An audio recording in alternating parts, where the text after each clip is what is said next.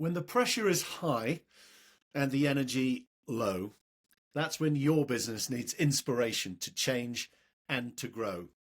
It's also when true captains show up. Hi, I'm Mark Francis, and I'm the host of this podcast that invites industry leaders from all over the world to answer the question, who's your captain? When you need to motivate and to mobilize, to develop and enable your team. Whether you are new to being a leader or you aspire to be a captain, this podcast is for you.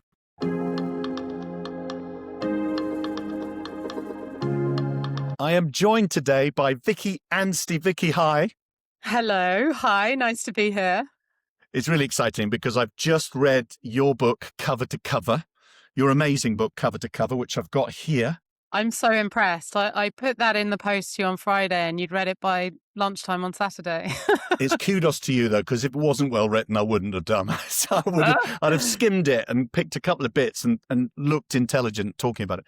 I read it cover to cover because you write really well. I know that sounds obvious, but the story's fascinating anyway. And I'm going to give you a list of some of the things you've done, Vicki, for people who may not have heard of you. You have done here's a list of some, not all of the things. Double world record holder, extreme athlete, TV personality, including yesterday's Sunday show. You are a pioneer in business and in sport and in health. You are an author now. Congratulations. And we'll talk about how well the book's doing as well. You're also an ambassador for an amazing charity, Inspiring Girls. So of all those things, what are you most proud of? Oh, that's such a hard question.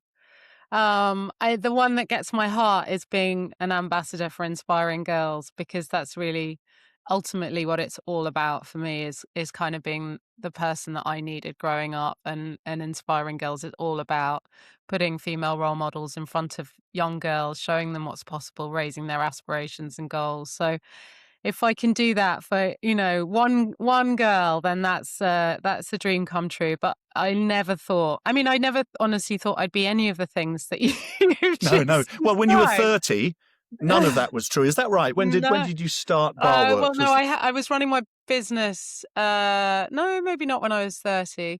Probably on the cusp of that. Yeah. There you are, late 20s, early 30s. Yeah. Just Vicki Anstey, and now look at you. Here's the thing, and this is me. This is a word I learned reading your book. Now I think I'm quite good with words, but there was a word in your book I just didn't understand until you told me what it was. And the word is prospection. Now I'm going to get you to tell me what that is, because I now know. But the prospection I did this morning for this podcast was two things. I want one moment when the pin drops. When the audience goes, "Oof, here it comes," a pin drop moment, but also to really get to know Vicki Anstey. Now, the book's helped me a lot, obviously, but there's a sense that you're still on that journey of self-learning. So to find out a bit more about you that people don't know from the book would be absolutely amazing. So that's my prospection. Okay. Tell us, what does prospection mean and why is it so important?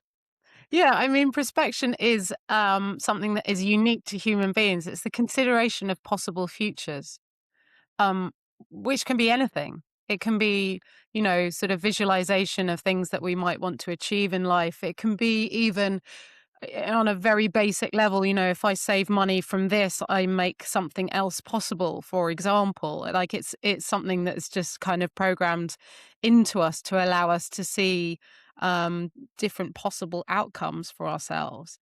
But I sort of landed on that idea, some time ago, really, through all my business coaching, work with leadership teams.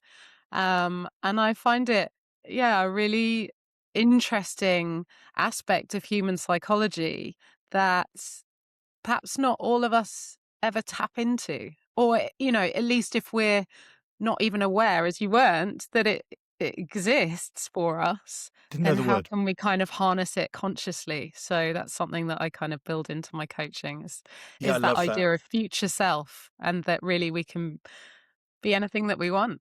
anyone we want. Yeah, and you talk about this, having a vision, seeing yourself successful. You've done so many things where you didn't even see the possibility. You just dived in. You just took that very first step. All right, I'll have a go at SAS Who Dares Wins. I'll be one of the first women on that program. Even though you weren't, were you? You weren't particularly fitness orientated when you were young. Tell us a little bit about the upbringing. I was young, no. Yeah. Yeah, no, I mean, I grew up in rural North Yorkshire, and I think from a very early age just didn't feel that I belonged in the skin that I was in the environment that I was in the world that I was in. And I watched my father travel a lot through his work. And, so I knew that there was a possibility of another world out there. And that felt, attractive and alluring and interesting. And yet, I guess the sort of juxtaposition perhaps of living in a family and, having an upbringing that was quite conventional, quite limiting, I felt, it would, I'm sure, be for others and suited my sister, for example. But I felt sort of suffocated by it. And I had questions, and that sort of made me a difficult child.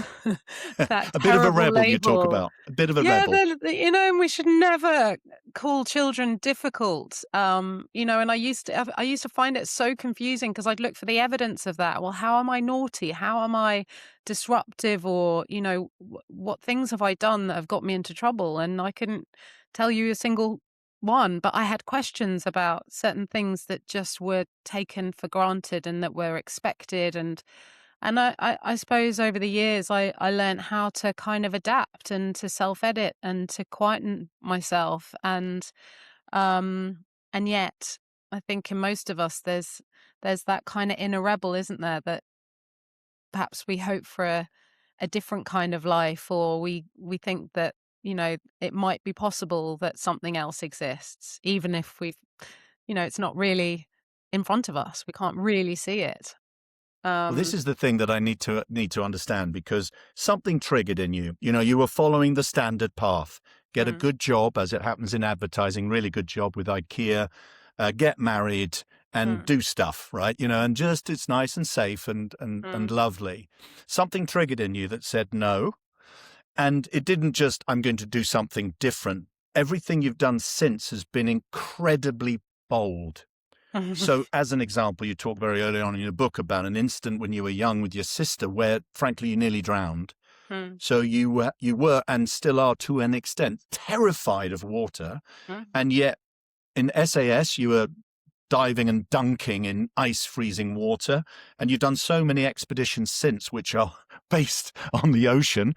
And you've got the Atlantic coming up in December. So what's the trigger? What's the trigger for you, Vicki, that goes, you know what? I'm not just going to be normal. I'm going to be extraordinary and risky and bold. What's the trigger?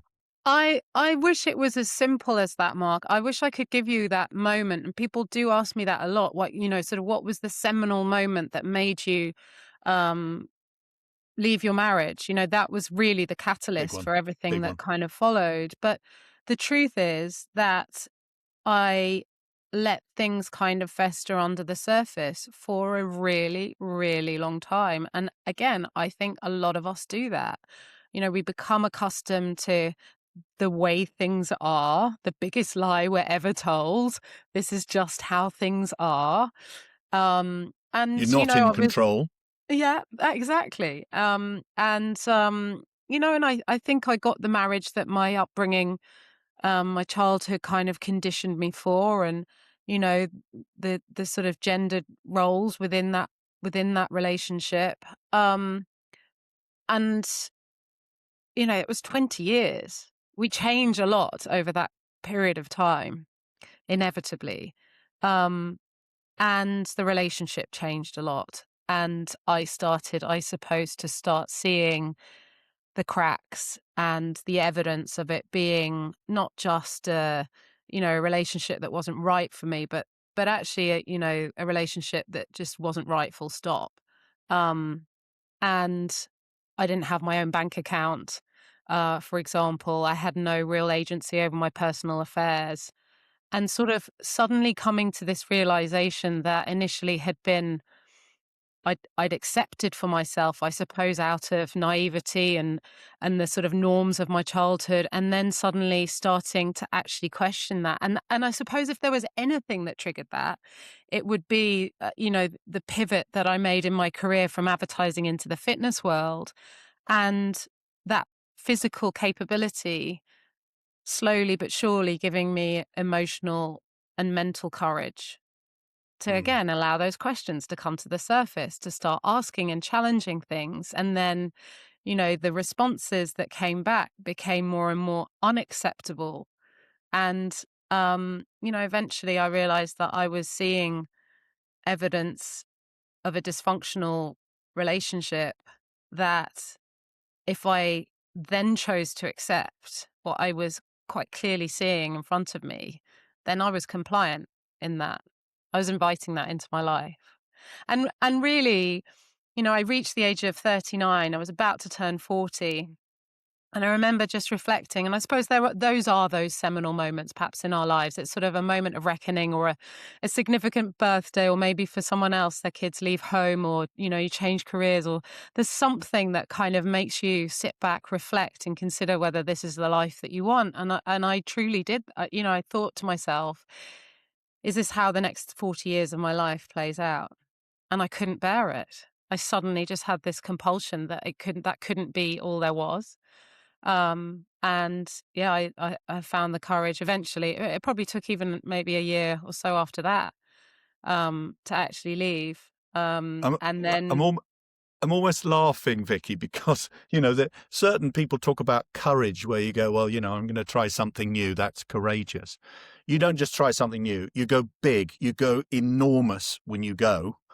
So you go, right, I'm going to row across the Pacific, even though I've never rowed in my life, or I'm going to cycle across America, even though I'm not a cyclist. So this is courage that seems to have no bounds. Would you describe it that way, that it's yeah. unbelievably courageous? Well, I suppose so. Although it's kind of always hard, I think, when you're the person in the picture to kind of see it the way that others do. But yeah, I do appreciate that the way that I've gone about changing my life is extreme, and I think it needed to be for me. And the very first thing that I did, in the sense of going into the world of adventure after I left that relationship, was to apply for SAS Who Dares Wins. And to be completely true, I partly did it because I was being hassled by friends who were encouraging me to apply for it. And I partly did it out of almost desperation. I was although I'd left the relationship, I was probably at the lowest point of my life. I was terrified and incredibly stressed. And I had no idea what my plan was, how it was all going to work out. Um, and that was just an opportunity that kind of crossed my path. Um, and I think I just thought, well, what do I actually have to lose here? Maybe it is the answer, maybe it's not, but I don't have a list of things that I'm going to try to create financial stability and independence, and to kind of navigate my way through this terrible period of my life, like, separating from someone who I've been in a relationship for 20 years. I've been with him longer than I'd not.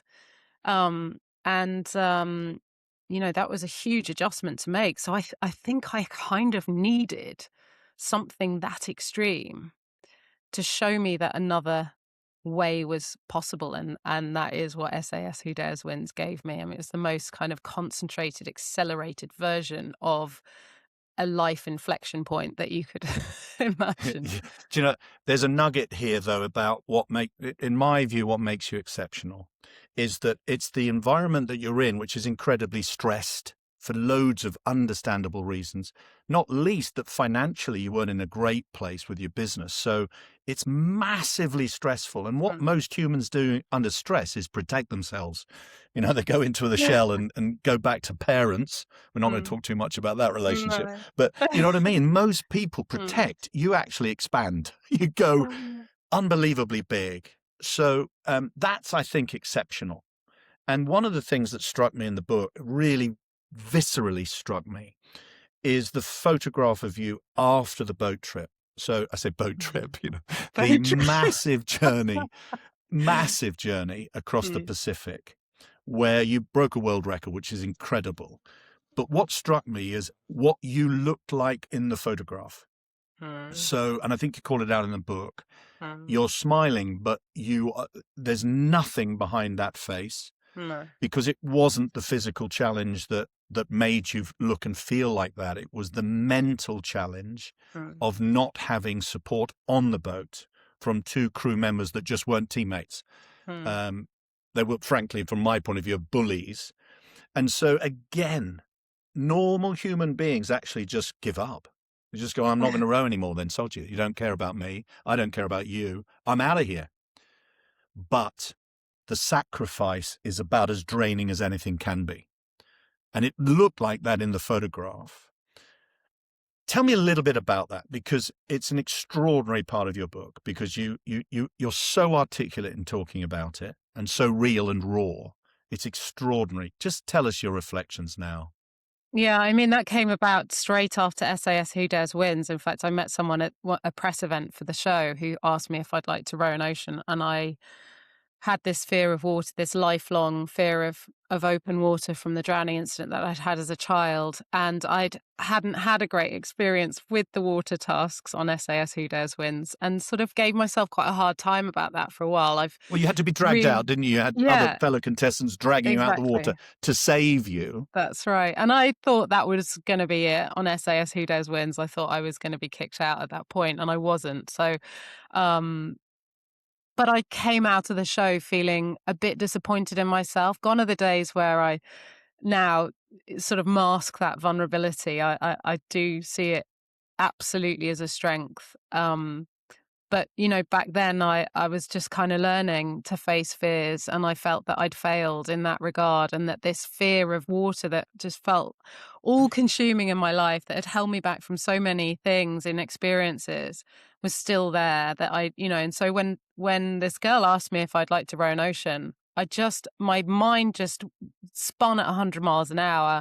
And I just thought, well, I don't know anything about this ocean rowing thing. What does the boat look like? Which ocean is she talking about? How long would it take? I had no concept of it. I just knew instinctively that that was going to be a big enough way for me to have to confront this fear that had, really consumed me for so long. And so, I had high hopes for this amazing experience, adventure, journey. And I did meet two wonderful girls who I was planning to do the row with in 2020. And then, having raised all the funding that we needed, got our boat ready for it to be shipped to San Francisco, we hit COVID and the race was postponed. And it was utterly devastating for all of us.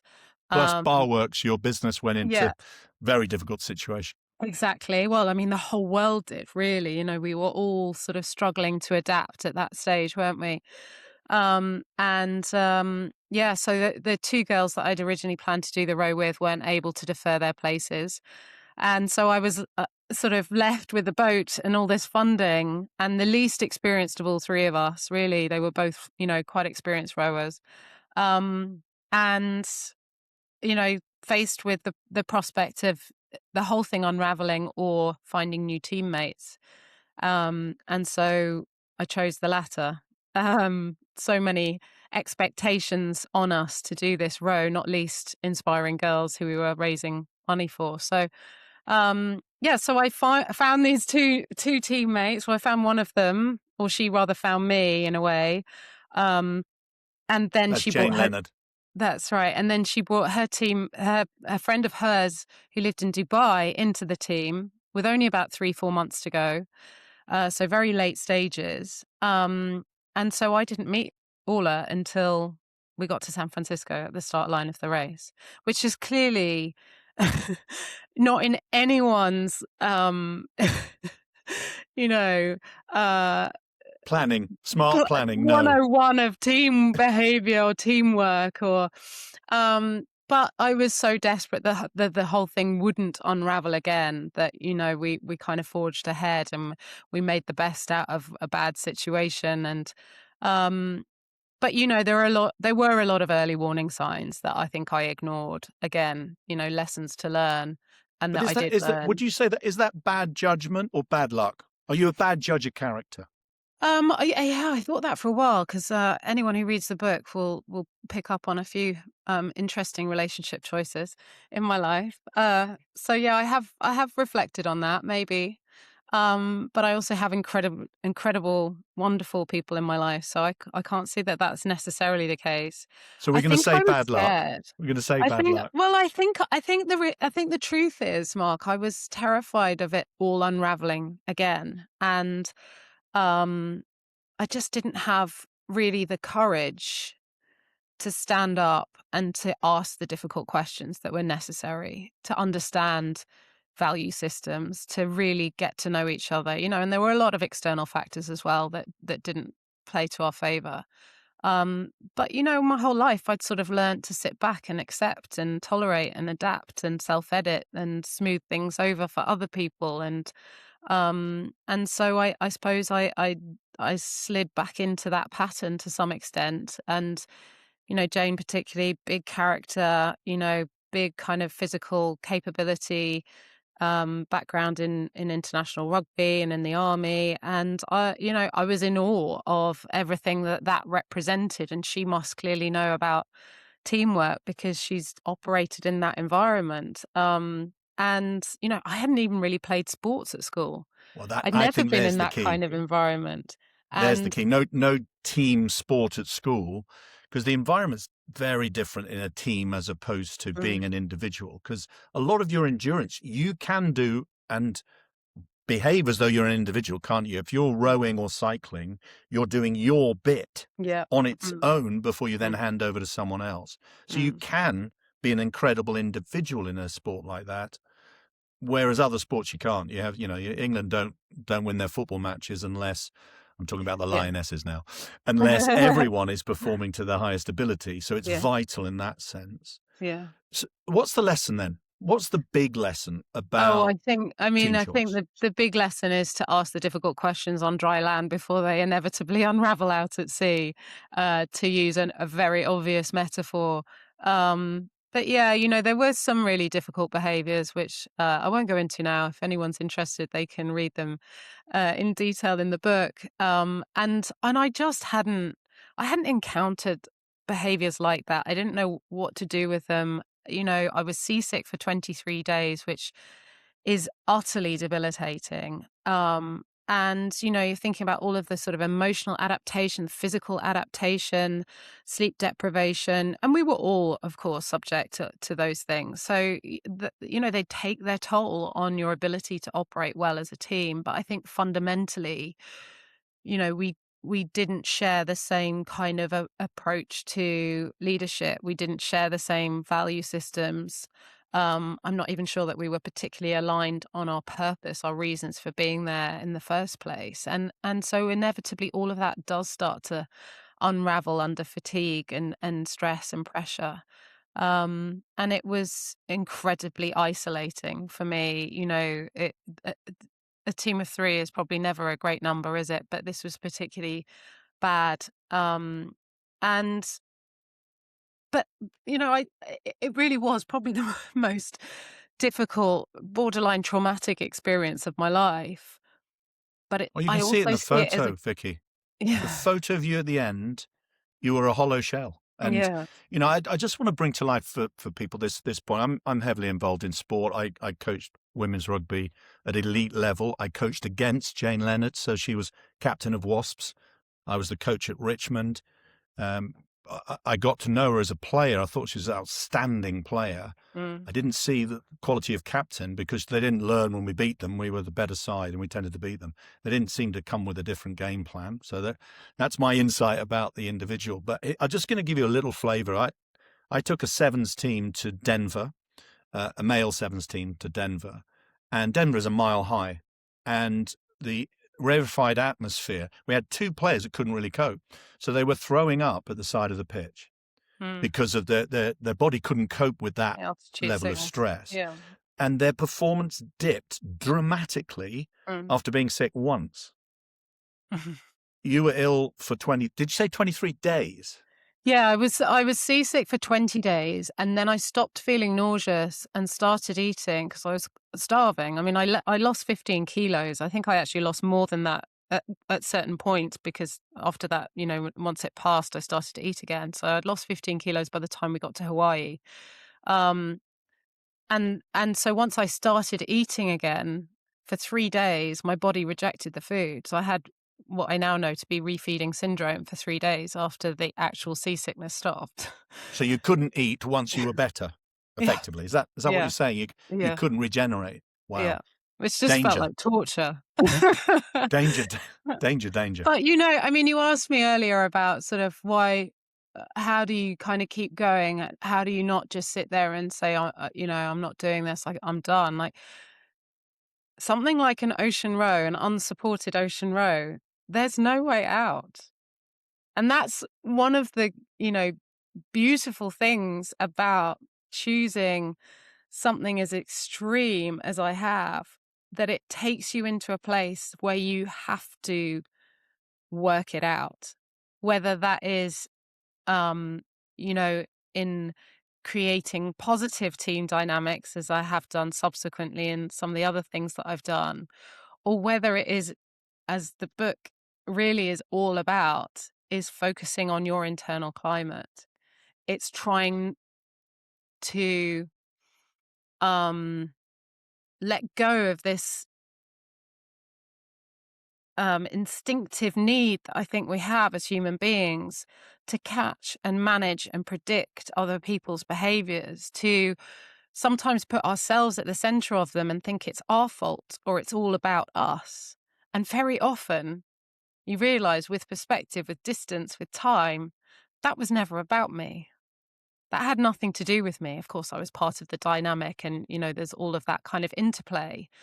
But, you know, people have their own unresolved histories and their open wounds, and they come into our lives and we go into theirs. And, you know, they may not see it for themselves. We may not also detect it, but we just see these surface level behaviors and patterns.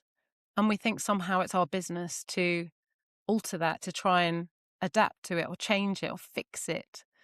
And actually, I think there's a huge amount of power, as I discovered in admittedly a very extreme environment, to, at a point, just deciding nothing I do or try to do will change this. So then all I can do is focus on, you know, what's going on in my head, how I'm showing up. And ultimately, that's not about ignoring that other people exist in your life. It's actually the opposite. It's showing up for yourself first so that you can be better for the relationships that matter. But then it's also, you know, people quite often ask me at the end of a keynote, the very first question will be, do you still speak to the 2 girls that you rode across the Pacific with? And I don't. And I'm okay with that. Like, we always want to have closure, don't we? And Human nature. it is human nature. I think sometimes there are certain relationships in our lives where it's okay if we are rooted firmly enough in who we are or who we're becoming. We have that sense of self, and I haven't had that for a long period of my life, but have developed it. Then you can let those relationships go. This is the real nugget for me that the last 2 minutes you've spoken about is so insightful. It also brings to life why the book is called what it's called, and I'm just going to call that out.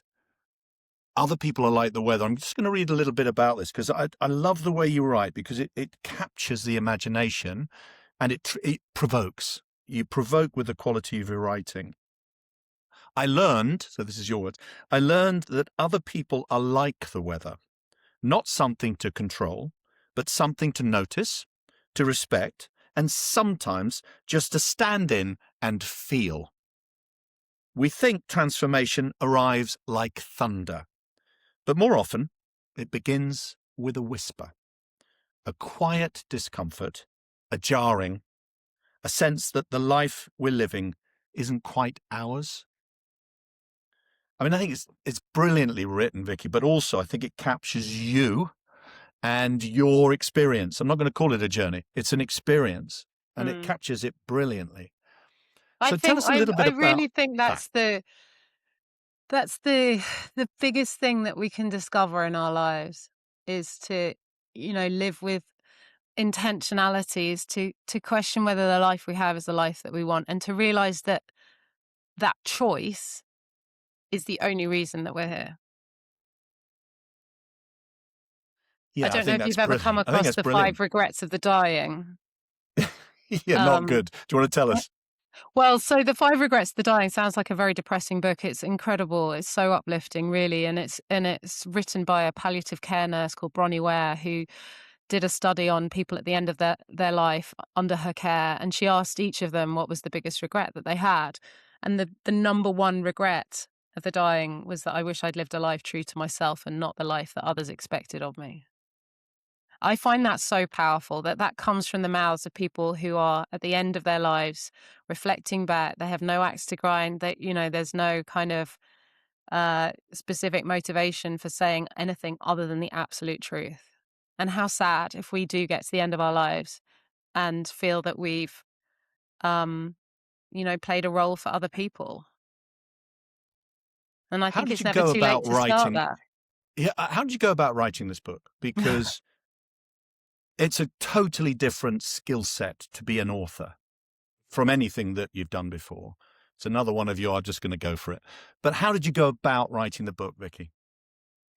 Well, so, I mean, I've obviously been speaking about the events that appear in the book, feature in the book for a long time on stages and to a variety of different audiences. But, for a long time, you kind of get asked, well, when are you writing a book? And I did want the story to live, in a more sort of perennial fashion outside of just those talks and keynotes. And actually, we worked with a director before and after we did the Pacific Row, to create As a in making a potential, film of it, a yes, documentary. to create Yeah. a documentary, exactly. And one of the things that I did on the row was to take a voice recorder with me.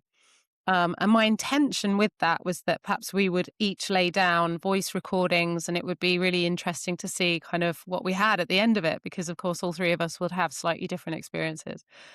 But when I realized how bad the team dynamic was, I felt that I needed to have that for myself as a sort of diary, as an outlet, really. And I'm really glad that I did. But I laid down about 3 hours or 4 hours of voice recordings in total.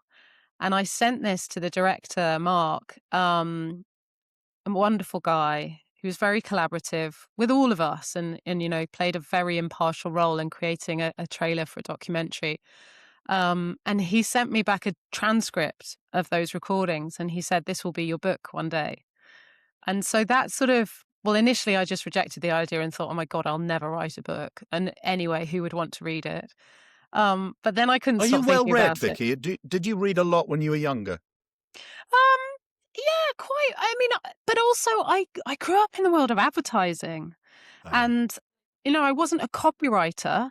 And I do think that writing is a particular craft and a skill and a talent. And I certainly wouldn't say that I have that or I had that back, in those days. I think you've got it. But I think you've got it. thank you. But I'm going to I, read another bit in a second, Vicki. Keep talking. I'm going to read another bit in a but second. It yeah, I just mean, I shows. worked in advertising and marketing for many, many years. And so I'm sure that has an influence. And then, I ran my business. I did all my own marketing, all my own, writing for that, in promotional work and stuff. So I love writing, and I do love reading. I'm not really a fiction reader, but I love nonfiction. I love biographies. I love documentaries and podcasts, and so yeah. So I kind of, then the seed was planted, and I did initially start working with a ghostwriter that I was introduced to, but I just felt that the tone wasn't me. It just wasn't my voice, and so. Then a client of mine, who's a very well-established author, who writes about women in history, a wonderful woman called Anne Seba, sponsored me to do an autobiographical writing course at City Lit.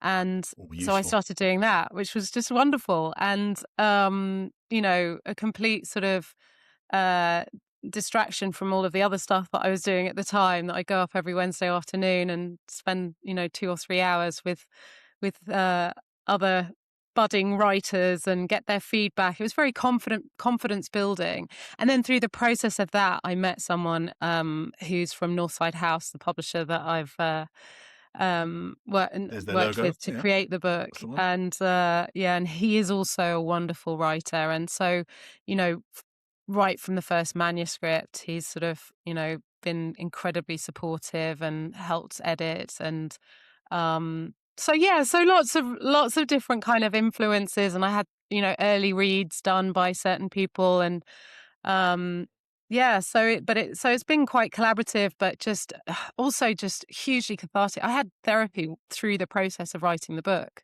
and I think that was also hugely helpful and helped shape how the book's written, and sort of how psychologically literate I hope it to be, and It insightful, is. It's and really good. I'm going to read relatable and another bit now. universal. Yeah, Mm. yeah. I'm going to read another bit now, Vicky. Okay.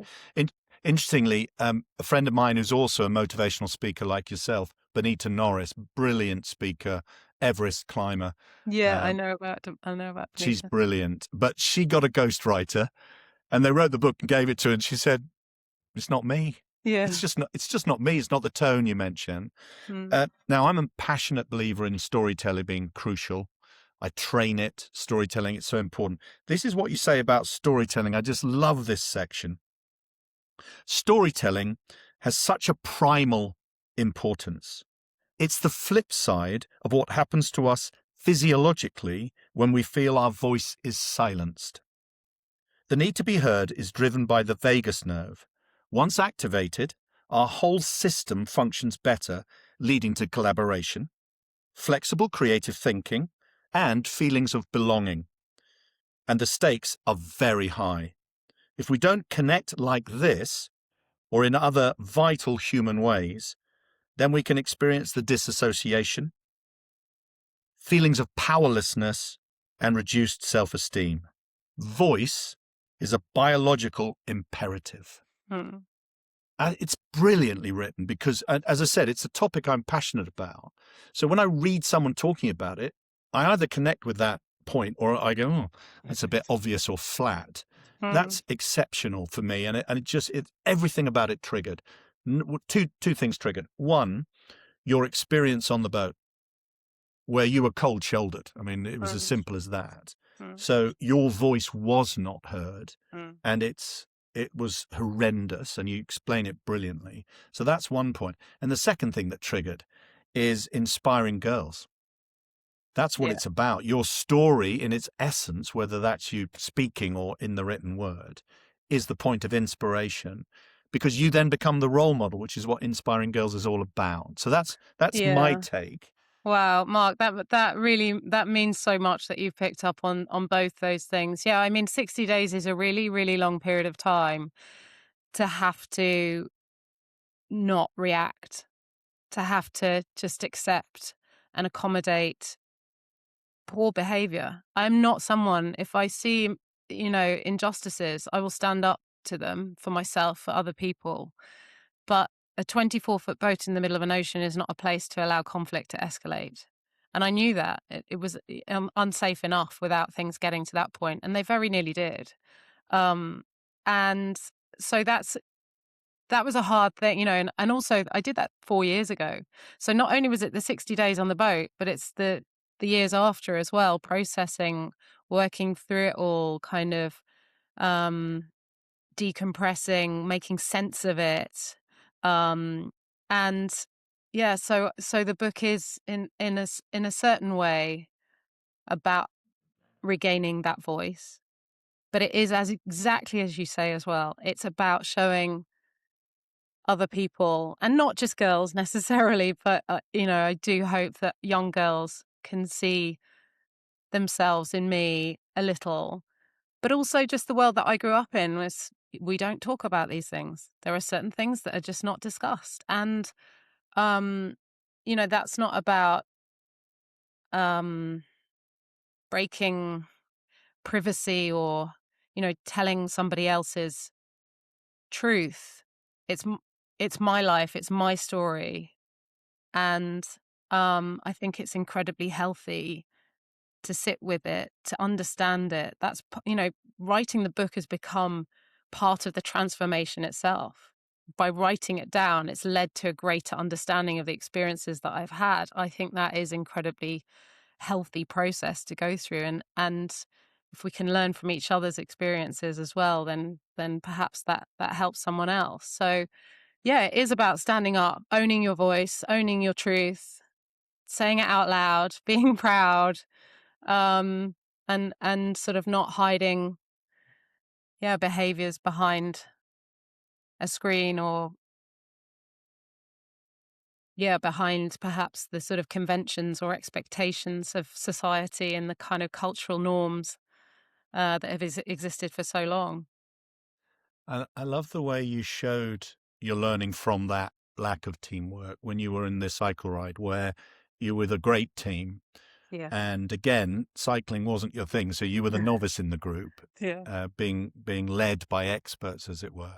But you come to the end, and the race leader, I can't remember who it was, says, "Right, you're going to take the finish line, because you're the person that should, because you initiated this, and it should be you." And your reaction was absolutely not. We are going across that line together because we are a team. That's a magical piece of learning from the previous experience.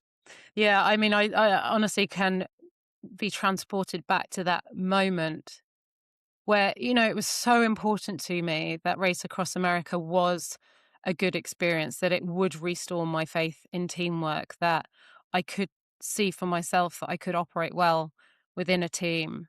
And it was all of that and more. It was unbelievable.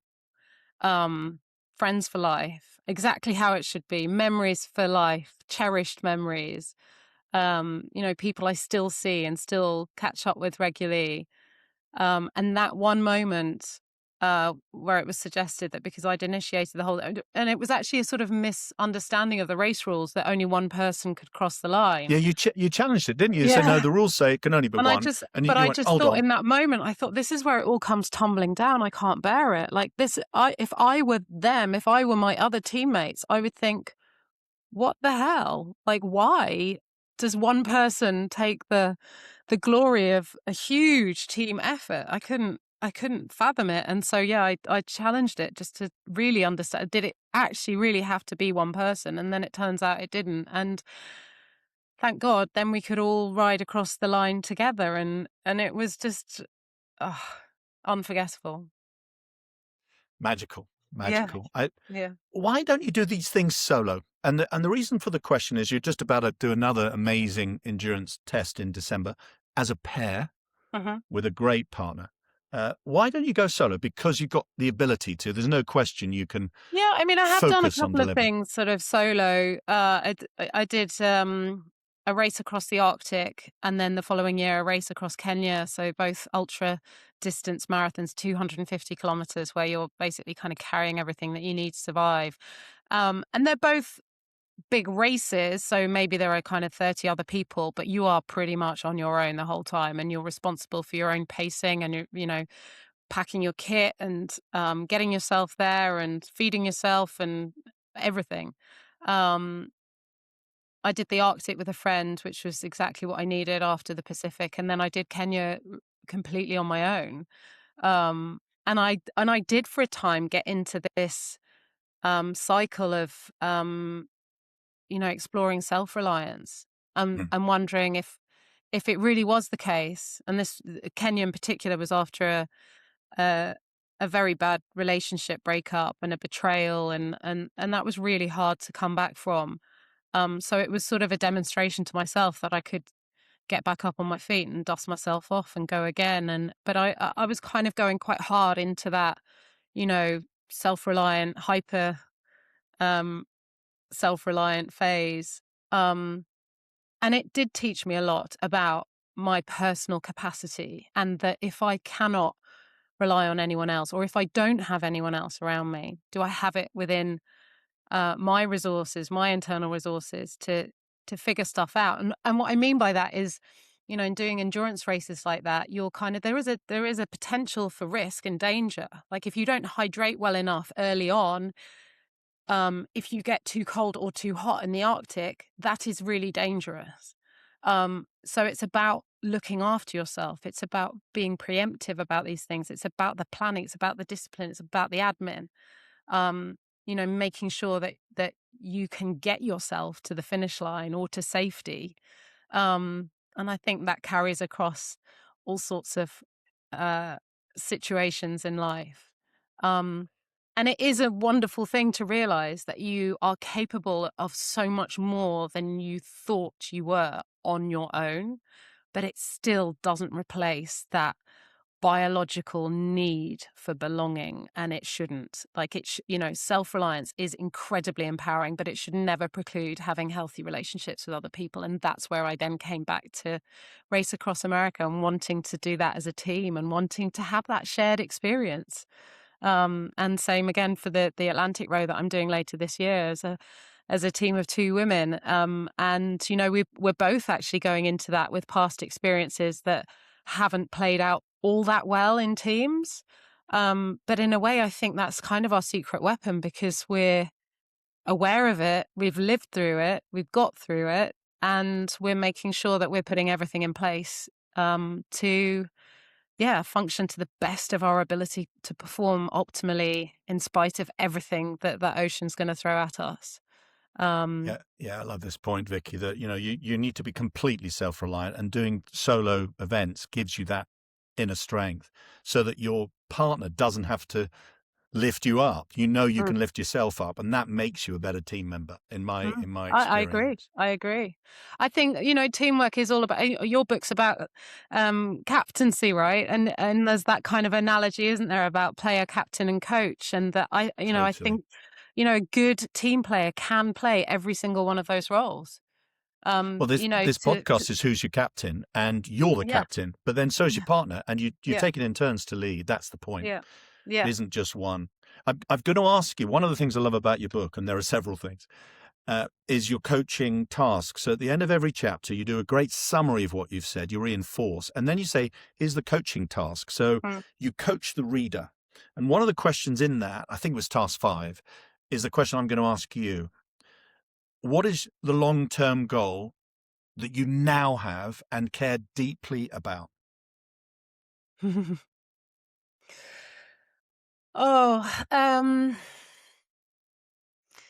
I think it will be that I can find the means to continue to live a life that I have designed for myself. And I know that might sound obvious given the themes in my book and in my story. No, I think it's a big leap from where you were.